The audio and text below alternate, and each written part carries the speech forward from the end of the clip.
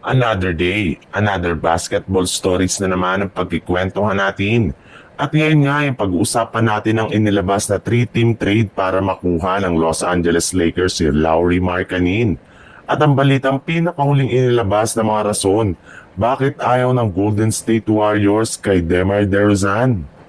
Ayon nga sa ibinulgar ng isang NBA insider, posible pa rin nga daw na makagawa ang Lakers ng trade sa mga susunod na linggo, lalo pat tuloy na tuloy pa rin nga daw ang pagkuha ng Los Angeles Lakers sa kanilang mga target sa trade. At base nga sa isang source, isa nga daw ang mga target na makuha pa ng Lakers bago matapos ang offseason ay si Lauri Markkanen. Ayon nga sa ibinulgar ng isang NBA insider, isa nga daw si Markkanen sa mga tinatarget nilang kunin para itandem kay Luka Doncic kapag tuluyan ang nagretiro o umalis sa team si LeBron James. At maaari nga daw po nila itong makuha mula sa Utah Jazz gamit si Rui Hachimura sa isang blockbuster trade. Bukod rin nga sa kanya, ay posible rin naman ngang gamitin dito ng Lakers si Gabe Vincent at ang kanilang pinoprotektahan na 2031 first round pick. At kung sakali man nga na hindi nila ito makuha sa ganyang paraan, ay maaari nga na gumawa sila dito ng isang 3-team trade kasama ang mga kupunan ng Atlanta Hawks at Utah Jazz. Bali dito nga ay makukuha ng Hawks si Jared Vanderbilt.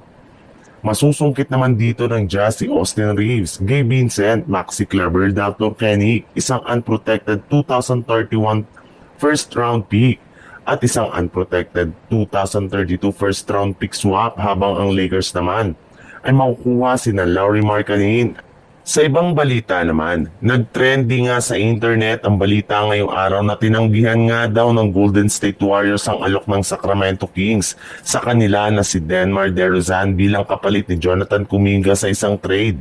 Kaya isang palaisipan po ngayon bakit nila ito ginawa. Gayong alam nga ninyo na isa pa rin si DeRozan sa mga best player ngayon sa NBA. Well, ayon nga sa ibinulgar ng isang NBA insider mula sa Warriors, meron rin naman nga daw tatlong rason ng kanilang general manager na si Mike Dunleavy sa kanilang naging desisyon. Una na nga dyan ay ang katotohanan na ayaw na nga daw po nila na kumuha pa ng isang offensive player dahil mas nakatutok nga sila ngayon sa pagkuha ng isang defensive big man na makakatulong sa kanilang front court. Kung sakali man nga nakunin pa nila si DeRozan ay mahihirapan na nga sila na pagsabay-sabayin sina Stephen Curry at Jimmy Butler. Bukod rin nga dyan, ayaw na rin naman nga ng Golden State Warriors na kumuha ng veterano at matatandang player katulad ni DeRozan na meron ng edad na 36 years old.